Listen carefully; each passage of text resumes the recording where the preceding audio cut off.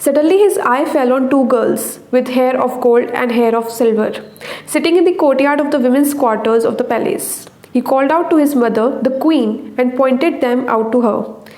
That I want to marry these two girls. The queen was stunned, but somehow found the words to say, "Oh God, they are your sisters, Sona and Rupa." Hi guys, this is Rishmeet Kaur and welcome back to my channel Kitabi Bili Ladki. So in this video, I'm going to recommend you 4 folktale books. So without any further ado, let's get started. Now folktales are the tales that are famous because of the word of mouth. Now these may be written somewhere, these may not be written. Like popular folktales that you may have heard of are like Heer Ranjha, Laila Majnu. But today let's explore more and see the plurality of Indian culture and diversity of Indian culture and its folktales. With that, my first recommendation is Folktales from India by A.K. Ramanujan. Now A.K. Ramanujan was a well-known translator of India, and he has translated these folktales from 22 languages and even beyond these 22 languages that are mentioned in our constitution.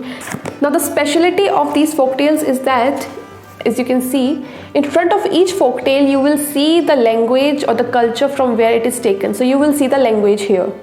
Okay, so there are more than 100 folk tales in this book, and this is the best gift you can give any children and even to yourself, because these are such amazing folk tales. You will get to know not only the plurality of India, but you will also realize that most of the folk tales that are popular in your region are originated from other language, from across the country, literally from the corners of your country.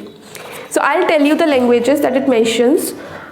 It mentions Urdu, Kashmiri, Naga, Marathi, Gujarati, Hindi, Kannada, Assamese, Punjabi, Bengali, Santhali, Tulu. So these are just few examples of the languages mentioned, but this is a full pack. So if you're someone who really loves folktales and also looking for a beginner friendly book to gift someone or to just start reading yourself, I cannot recommend this enough. So yes, this is my first recommendation. Now I am from Uttar Pradesh, and since I am from Uttar Pradesh, I have a bias towards Uttar Pradesh literature, and this book fits that criteria. This is Business Women by Tanuja Chandra. Okay, I loved the cover. So these are basically folk tales from Uttar Pradesh, and it literally says stories of Uttar Pradesh told by Mausis, Buas and Chachas.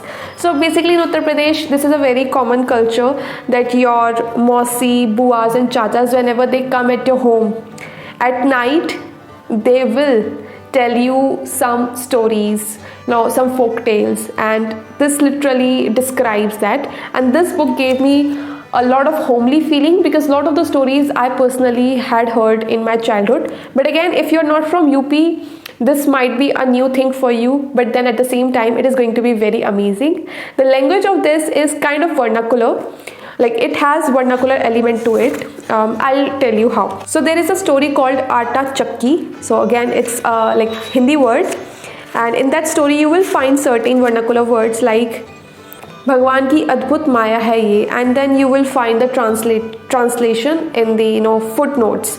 So if you are looking for some homely feeling from the folk tales, this is definitely for you. This is a short story collection. Business Women is just one of the story, and my favorite was Aata Chakki, because I have heard that story n number of times from n number of people, and it remains still creepy to me.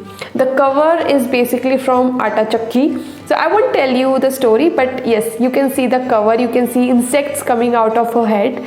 So you can imagine how creepy and maybe disgusting it is going to be, but at the same time, it is fun. It is really fun.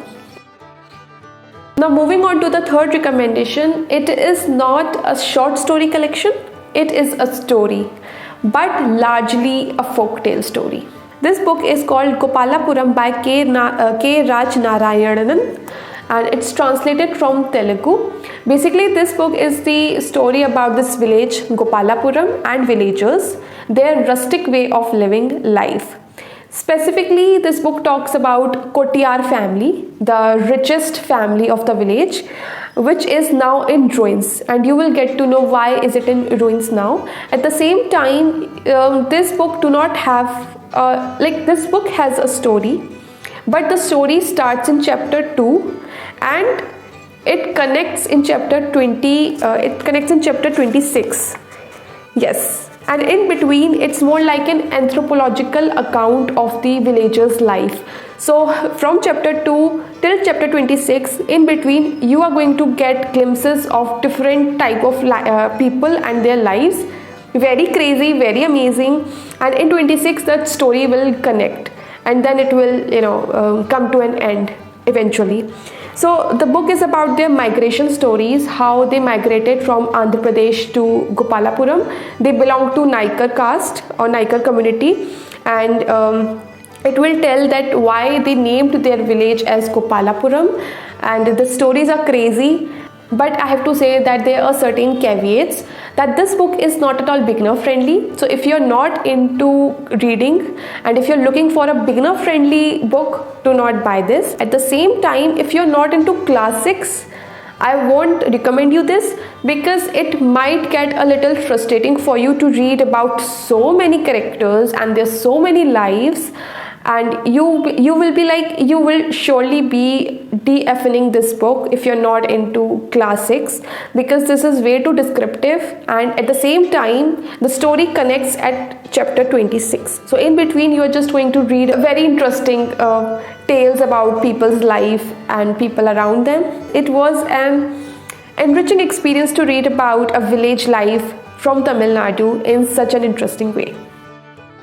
Last recommendation is something that I have recommended twice on my channel before, but again this book fits the criteria perfectly, so I won't miss out in this video also. This is Valmikis Women by Anand Neelkantan. Now this is the book.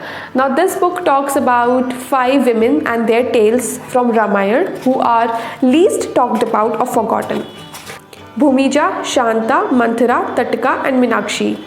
So if you're looking for folk tales from your own culture or religion, or if you want to gift someone a book that can also help them know about Ramayana and the women in it, this is going to be a perfect gift. And it is also a women literature. It's not a feminist literature, but yes, it talks about women from Ramayana, which in itself is a big step, I will say.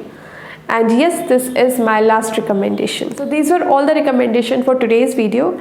I'll see you in the next video. Bye bye.